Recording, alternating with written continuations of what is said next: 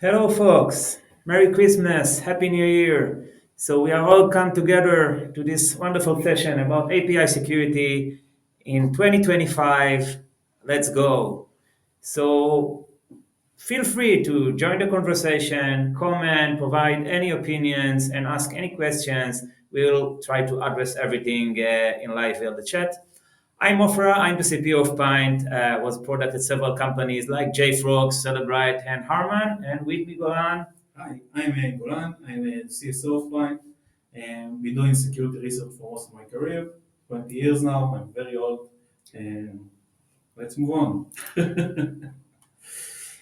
Great. So let's cover the top ideas in this session.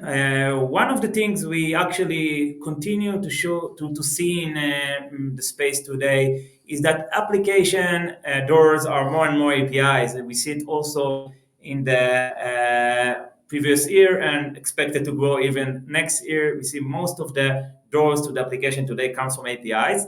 The other thing which junction with the APIs are LLMs. We see, of course, the adoption of LLMs is 500% increase, which is pretty amazing. But it's not only the old news about LLM, but also other forms of LLM, like the agentic AI trend that we'll cover also in this discussion.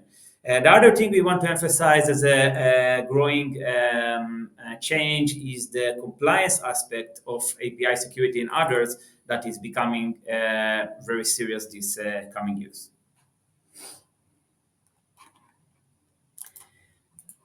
Okay, so let's start with the LLM. So obviously we see a huge adoption of LLMs, like we see it in every organization. The LLM threats, of course, becoming a very popular concern among AppSec people.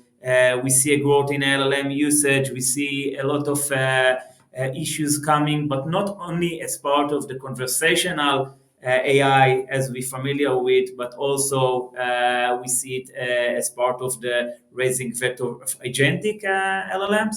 And LLMs also junction with APIs. We see that most of the LLMs today that are vulnerable are also part of the API's vulnerabilities. So there is a junction between LLM and the use of companies of third-party APIs, and we need to consider this also as well as incoming risk, of course.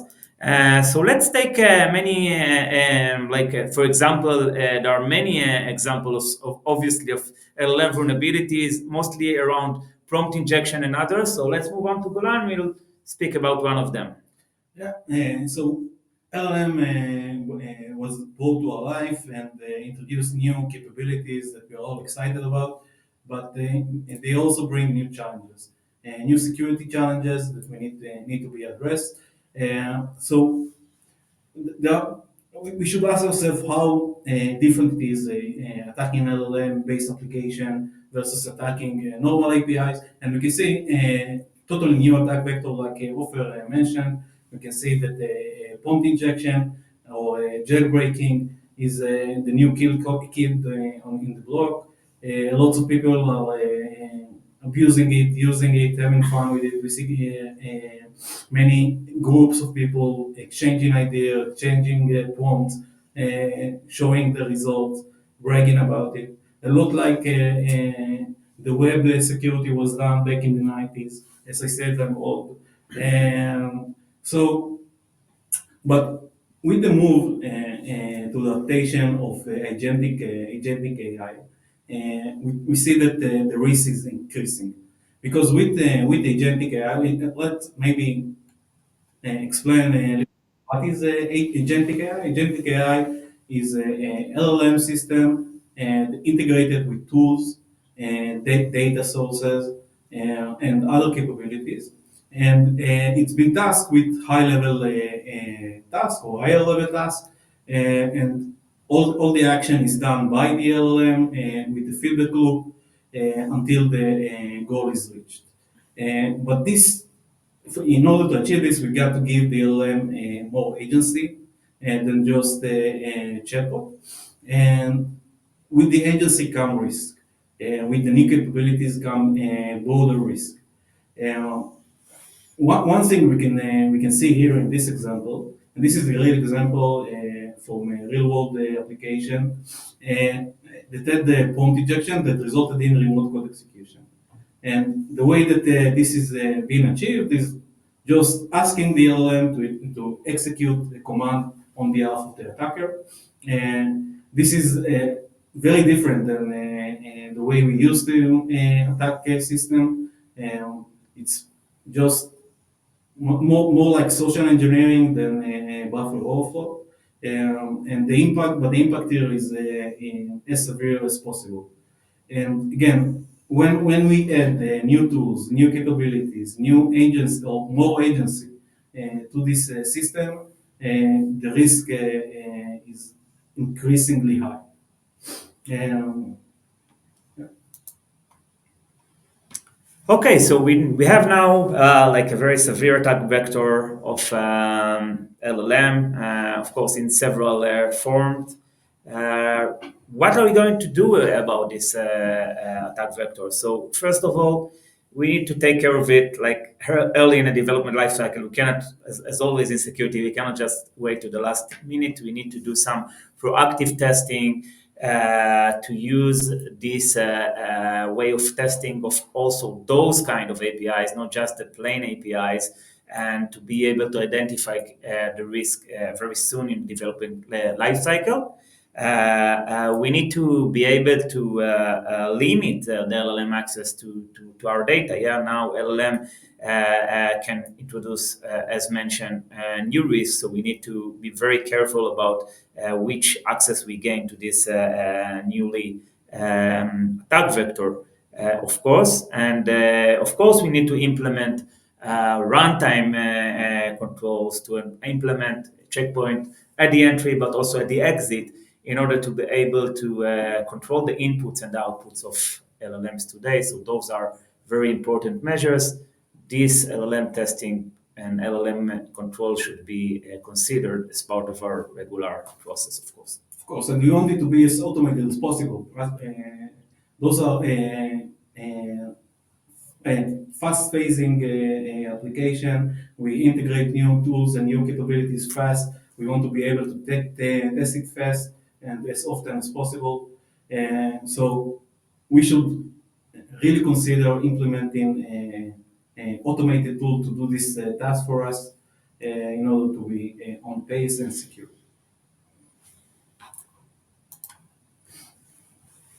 Great. So let's take now a different angle of what is going on, and it's actually like very early next year. We are going to have the DORA. DORA asking organization to implement several measures in order to mitigate security risks. The DORA is aimed first to financial Hey, wait, institutions. Ofer, I have a question. Yeah, of course. What is DORA? So DORA is like a new compliance that we have this in Europe. It's like basically Digital Operation Resilience Act. It's a new compliance aimed for financial organizations, and basically this compliance put a lot of emphasis today. Also run application security and application security testing in particular, and it requires organization to handle security not just as part of compliance, not just one time a year, but as part of the regular process.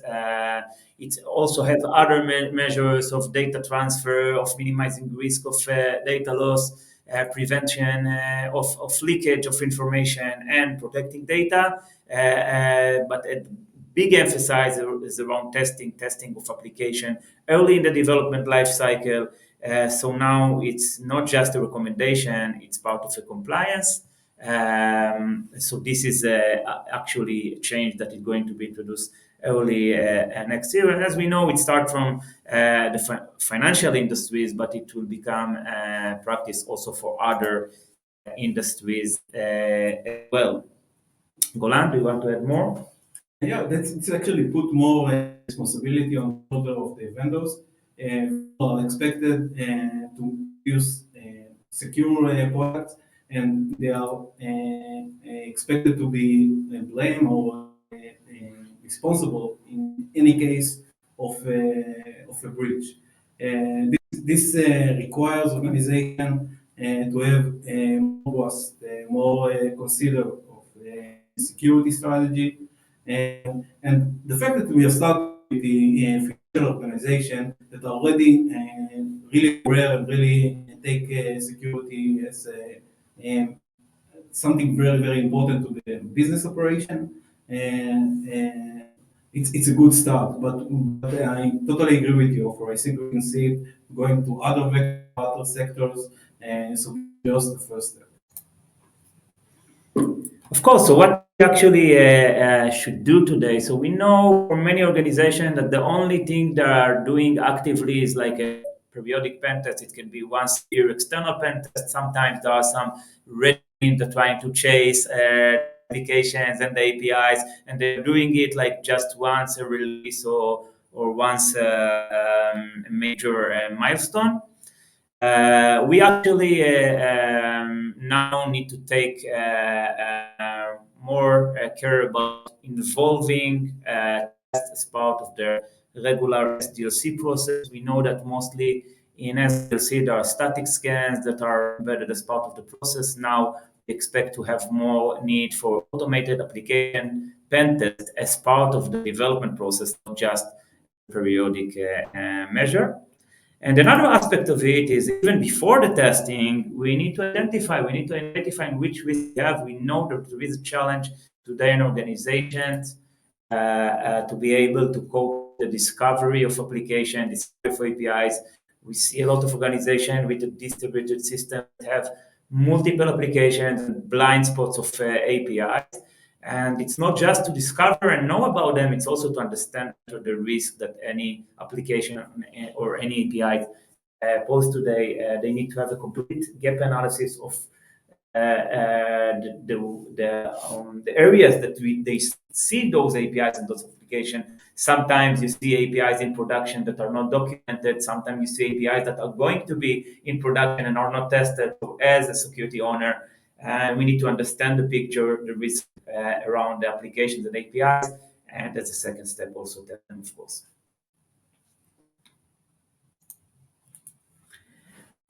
Okay, so now that we covered those 2 points, let's maybe drill down to the third aspect that we see a real change around what we call DAS, which is Dynamic Application Security Testing.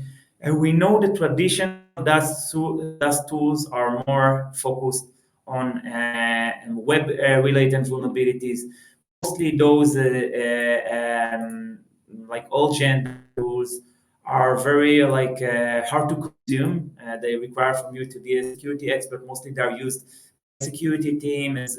Mostly they're using in a manual way. It requires a lot of pre-configuration in order to achieve results from those DAS tools. And also the problem with those DAS tools, because they focus mostly on web, mostly on crawling of web pages, are usually blind to content of application. And what we expect to see from the new generation DAS tool, that they will take care of all these complex environments of new applications.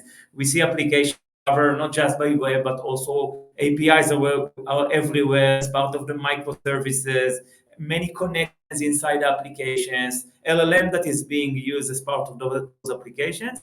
We need to maybe find ways to enhance or replace those old generation DAS tools with more new tools that are approaching the new risks, that are more contextual, can understand the business logic of application and detect business vulnerabilities, can be run automatically as part of the processes, as mentioned, shift left, not just by be consumed by security owners, but maybe with DevSecOps department and developers, and basically be effective, be able to cover great or better aspect of the applications we have today, because today we have actually a coverage problem. We cannot really cover all the application aspects with the old generation DAS tools. Golan, do you want to add? Absolutely, I totally agree.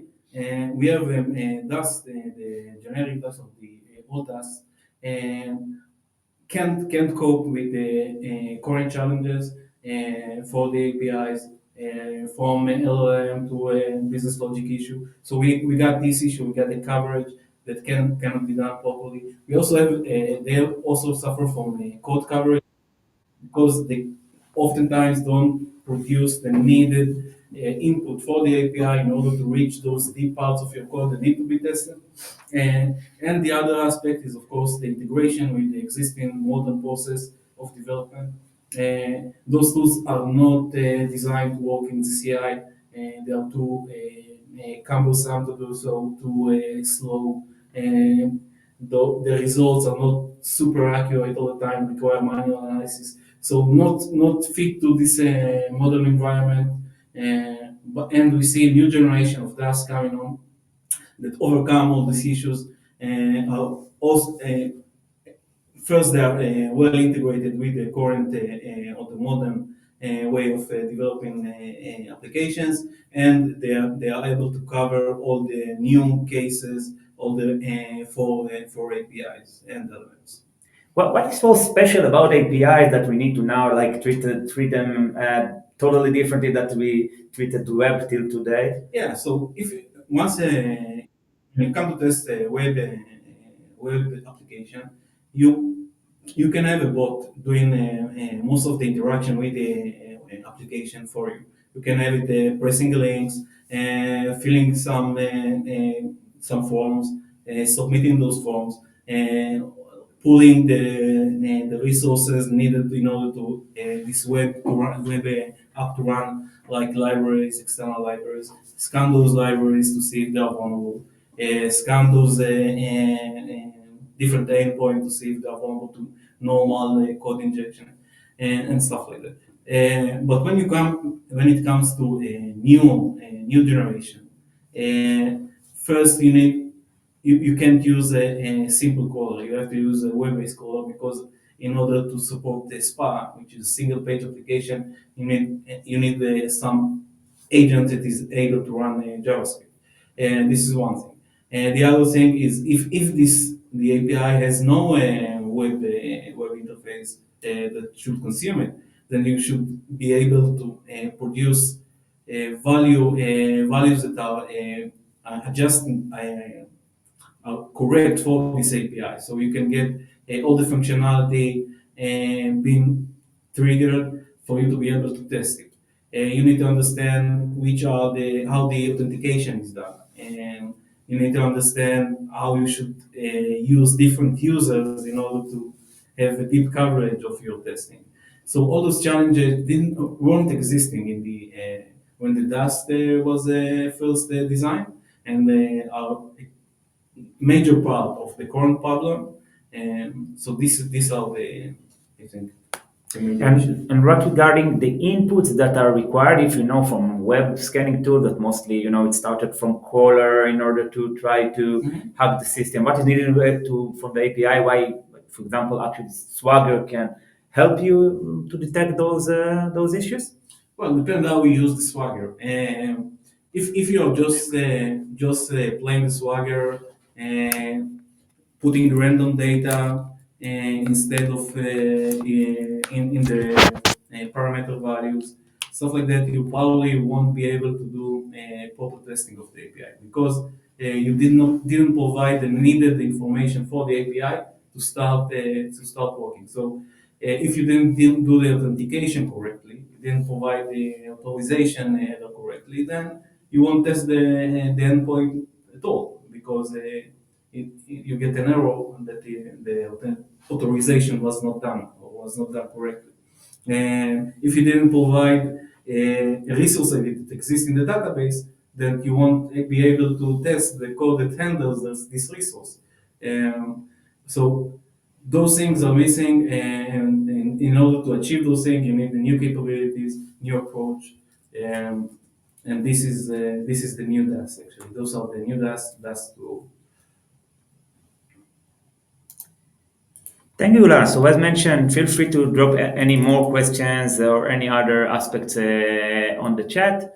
So what did we actually learn today? So we learned that APIs are becoming like primary attack vector, not just today, but it's also going to grow in 2025. And it's not the regular API risk. It's fundamentally transforming because of the AI and LLMs that are also changing and are entering mostly also into APIs as part of the main interface today for applications. We saw the new regulation, the new DORA regulation, starting to ask organizations to conduct automated security testing inside their existing processes and not just rely on manual testing once a year. We see the changes it does that old generation does cannot really cope with the changes of them and the involvement of the new applications that we have today in 2025. And we found that automated solution, contextual solution are being adopted more and more, also as part of active testing in order to help mitigating the risks. So thank you all for joining us. Thank you, Golan, for Thank you, joining me. Drop us question in the chat. We are still here to answer. And again, Merry Christmas, Happy New Year.